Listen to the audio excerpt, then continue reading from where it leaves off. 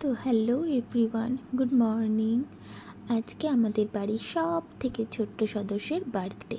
তো সেই উপলক্ষে আমি সকাল সকাল ঘুম থেকে উঠে সাদা আলুর তরকারিটা ফার্স্টে করে নিলাম। দেন এখানে লুচি বেলে নিচ্ছি, লুচি ভাজবো। তো লুচি টুচি ভেজে তার জন্য আমি সুন্দর করে তার প্লেটটাকে সাজিয়ে দিয়েছি দুটো লুচি, অল্প একটু তরকারি আর একটা মিষ্টি। দেন আমি এখন ওয়েট করছি তিনি কখন স্কুল থেকে বাড়ি আসবেন। ভাবতে ভাবতে দেখি তার আগমন, তিনি স্কুল থেকে বাড়ি চলে এসেছেন। এবার তাকে আমি তার সকালে ব্রেকফাস্টটা দেব। হাত টাত ধুয়ে তিনি এখানে এখন খেলা করছেন একটু। তো খেলা করতে করতে আবার তিনি গেছেন একটু হাত টাত ধুয়ে। এবার তিনি খাবেন, খাবারটা পেয়ে তিনি বড্ড খুশি। তিনি এখন বারান্দায় বসে বসে খাচ্ছেন। তো এরপর আমি ভাবলাম কি আমি নিজের ব্রেকফাস্টটাও করিনি, কারণ এরপরে অনেক কাজ আছে, তো সেই কারণে খিদে পেয়ে যাবে। তো আমরা দুজন একসাথে বসে ব্রেকফাস্টটা করছি।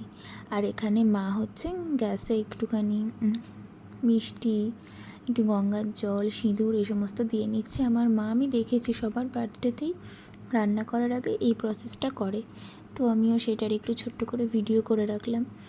দেন এবার মা পায়েস চাপিয়ে দেবে।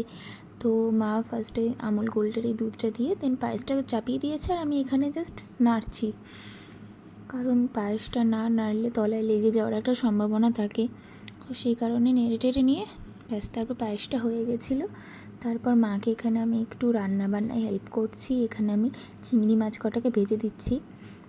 মেনুতে পটল চিংড়ি ছিল, তো সেই কারণে এখানে আমি চিংড়ি মাছটা দিয়ে দিলাম কড়াইয়ে।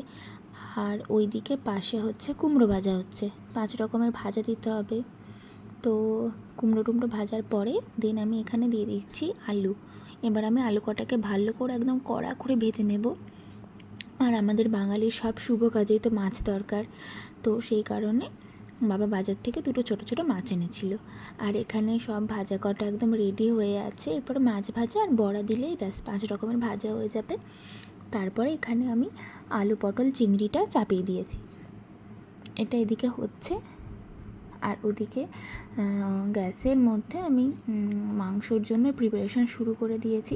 প্রথমে সবাই তো মাংস রান্নাটা তো জানেই, আর বলার কিছু নেই। তো সেম প্রসেস এখানে আমি এই যে মাংসটা ঢেলে দিলাম। এই মাংস ঢালতে গিয়ে আমার জামায় তেল ছিটকে এসেছে, পুরো জামায় হলুদ হয়ে গেছে। তারপর আমি ডেকোরেশনের জন্য বেলুন কটাকে ভালো করে ফুলিয়ে নেব। তো ফুলিয়ে টুলিয়ে নিয়ে দেন আমি